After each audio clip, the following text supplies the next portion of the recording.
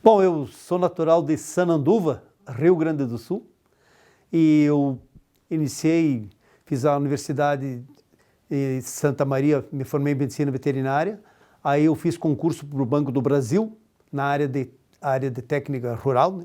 Área rural do Banco do Brasil, de assessoramento técnico rural, e assumi em Concórdia, fiquei 14 anos em Concórdia, depois vim para Chapecó, onde fiquei 21 anos trabalhando na área de assessoramento técnico do rural do Banco do Brasil, e depois me aposentei aqui, e daí fui morar em Balneário Camboriú, por mudança de vida, mas adoro Chapecó, quando posso venho aqui, venho com uma certa frequência, até 2, 3 vezes ao ano, e estamos sempre com a possibilidade de voltar aqui quando tiver essa oportunidade.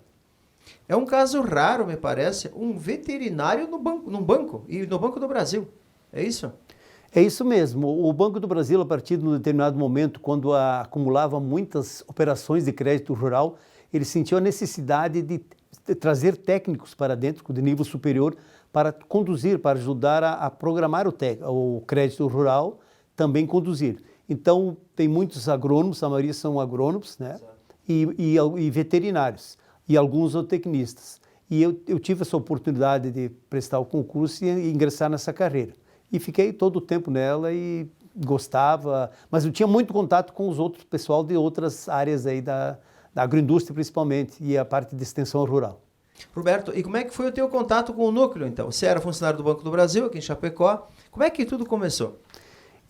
Quando eu cheguei em Concórdia, já existia um núcleo lá, né? Lá em núcleo né, médicos veterinários do Alto Uruguai Catarinense. Aí eu ingressei por convidado dos pessoal que Concórdia é uma cidade menor, então se conhecia muito rapidamente os colegas veterinários. E a gente tinha um núcleo lá, ele era pequeno, a gente se reunia, inclusive eu fui presidente, fui tesoureiro lá também.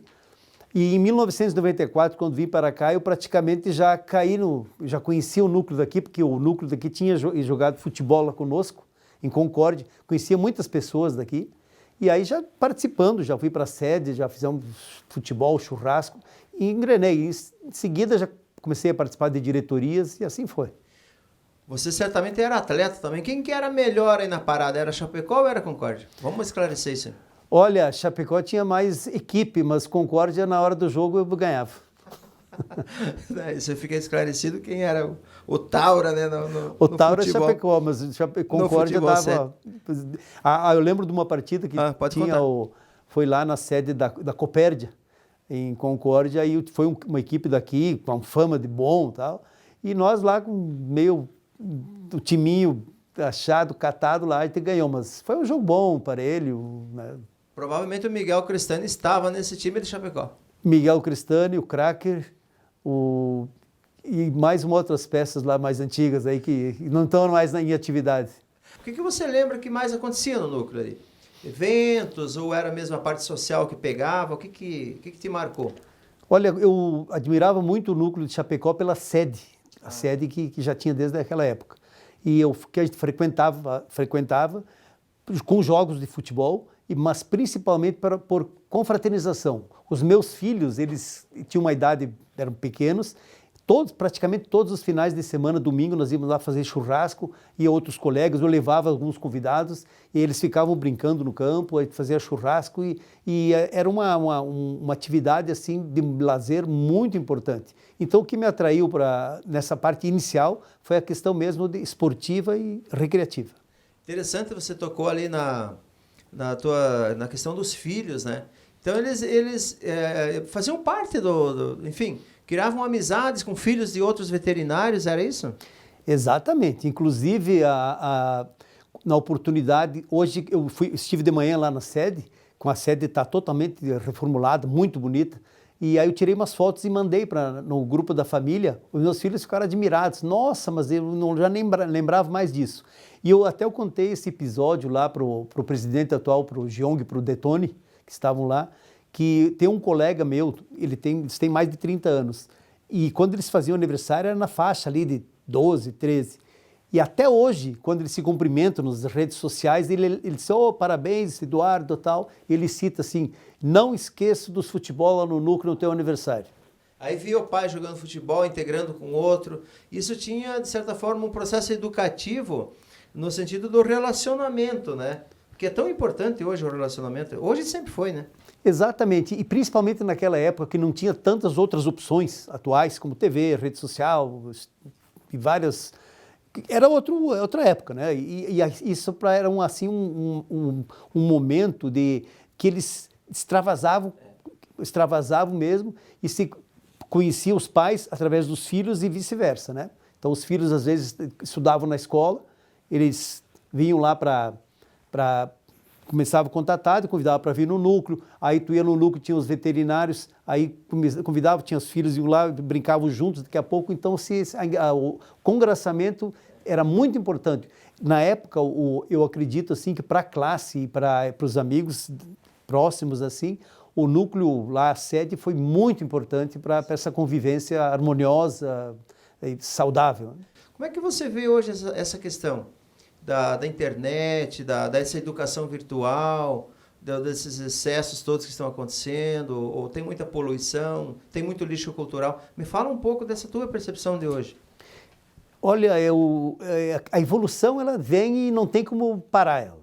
O que acontece que eu vejo é que não pode ter excesso. Então, todo excesso é prejudicial. É óbvio que uma criança hoje desenvolvida com essa metodologia, com redes sociais, com toda essa tecnologia que tem, eu acredito que o desenvolvimento intelectual dela é bom.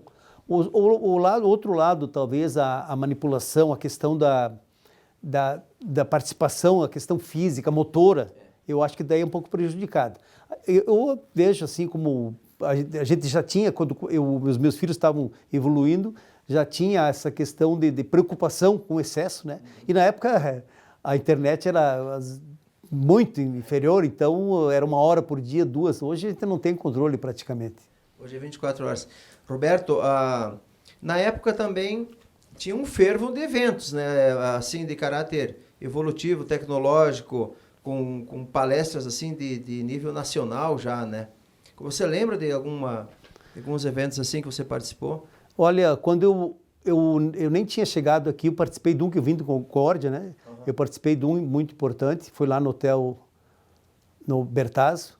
E depois, quando eu estava aqui, nós mesmos fizemos alguns até que antecederam os simpósios Brasil Sul, que foi um da Abraves, né?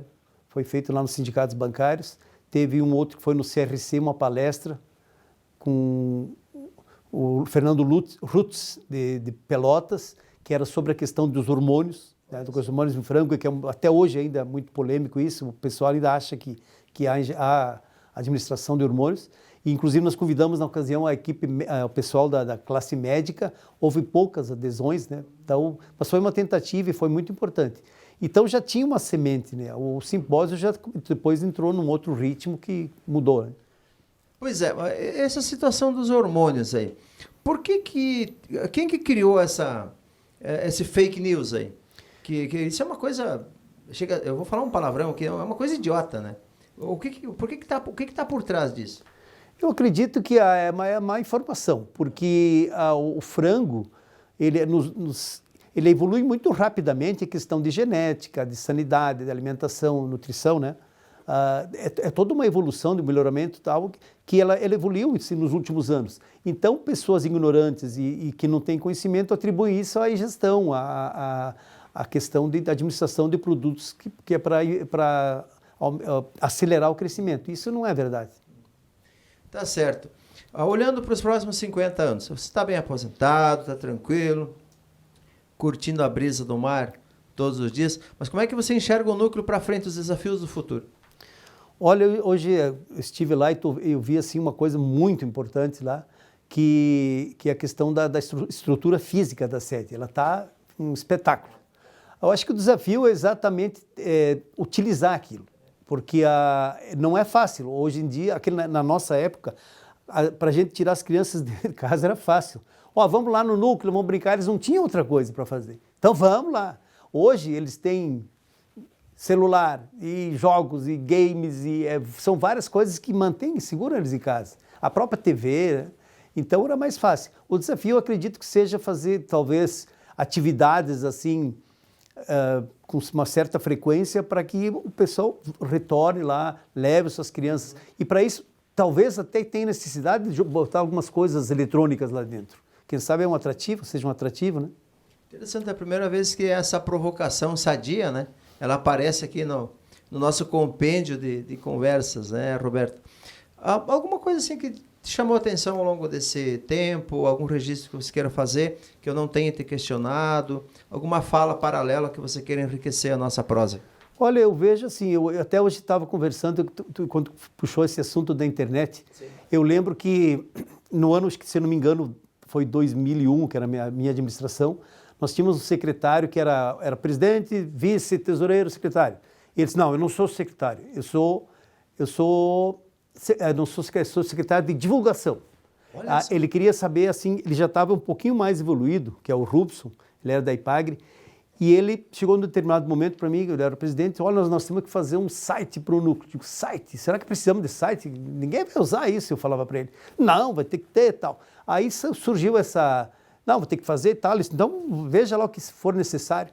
Aí chegou num ponto lá e disse, como é que vamos botar o nome do site? Tem que ter nome? Disse, tem que ter nome. Digo, no Núcleo VET. Digo, então tá, Núcleo VET, ficou núcleovet.com.br. E aí até hoje se está usando esse termo aí, que era o nome do site, né? Isso foi lá por 2001, mais ou menos. Eu acho que sim, que uma coisa que eu acredito que as fotos devem demonstrar aí, de alguma forma, mas o que eu tinha muitas saudades naquele tempo, que as coisas eram difíceis, mas a gente dava um jeito, não tinha internet, todas as festas, as confraternizações eram convidadas através de telefone, aí tinha os representantes comerciais que eles iam nas empresas fazer as vendas e convidavam, levavam um folderzinho, tem o churrasco do dia veterinário, dia 9 de setembro de 2001, vamos lá, tal, aí a confirmação era por telefone, daqui a pouco chegava lá na sede, nós tínhamos que ir atrás de cadeira, de mesa, porque dava 150, 170 pessoas e nós tínhamos espaço para 100, 110. E dava-se um jeito. Em um determinado momento nós fomos buscar espeto emprestado lá para o CTG Herança Gaúcha, porque nos faltou espeto para nós fazer o churrasco. Mas saiu. E saiu bom e a festa foi perfeita. Que maravilha. Olhando agora lá, quando você era menino lá em Sananduva, né? Olhando para tua família, olhando para o teu passado, toda a carreira que você caminhou, estudou, deve ter sofrido também as tuas também. Né? Olhando tudo isso, Roberto, agora você estabilizado, essa caminhada toda, tudo isso valeu a pena? Que sentimento que você tem pela tua trajetória? Olha, eu vejo assim, como a gente nasceu, eu sou de uma família de 11 irmãos. Olha só. Então, praticamente, cada 1 ano e meio saía um. E aí, foi a dificuldade, né, da família e tal. Então, a gente teve muito, assim, apoio de várias, um apoiava o outro. Eu fiz o colégio agrícola em Viamão, fiz o técnico agrícola na ETA em Viamão. Depois eu fiz o vestibular também, consegui passar na Federal e as coisas iam andando. E tudo isso aí eu vejo assim que a gente ia fazendo meio, não tinha muito, eu vou fazer para chegar a tal ponto. As coisas para mim iam acontecendo, elas iam acontecendo, ia fazendo, qual é o próximo passo? Fazer um vestibular, aí passei, aí agora eu saio, vou fazer o quê? Vou fazer concurso no banco, eu não tinha nada planejado. E as coisas foram indo. Aí, quando fiz o concurso no banco, que eu ingressei na carreira de técnico rural, no caso veterinário, tinha vaga onde? Estrela, no centro de Concórdia. Vamos para Concórdia. Também não estava escolhendo. Aí, daqui a pouco, surgiu uma outra oportunidade lá, vamos para Chapecó para regionalizar esse serviço, vamos para Chapecó, vamos lá. Tal. E as coisas foram acontecendo. Então, eu agradeço muito assim, o apoio, sei lá, que veio com as forças divinas, quem sabe, né? Mas assim, as coisas foram somando. E é claro que depende muito da gente, da forma que a gente atua, da forma que a gente tem a humildade. Eu sou de uma família humilde e assim serei sempre. Teu olho brilhou aí, você se emociona com tudo? Emociona porque é difícil alguém perguntar como é que foi a trajetória, daí começa a lembrar. No primeiro, então foi isso, depois quando começa a se enxergar, né? Criança, depois lá no colégio, e fazendo, morando na casa de estudante de Santa Maria, sofrendo e chegando, e eu chego, nossa, eu estou aqui, né? Que bom. Aqui. Fez a sua história, né? Uma palavra final, 50 anos no Núcleo VET. Núcleo VET, estamos recém começando, vamos lá.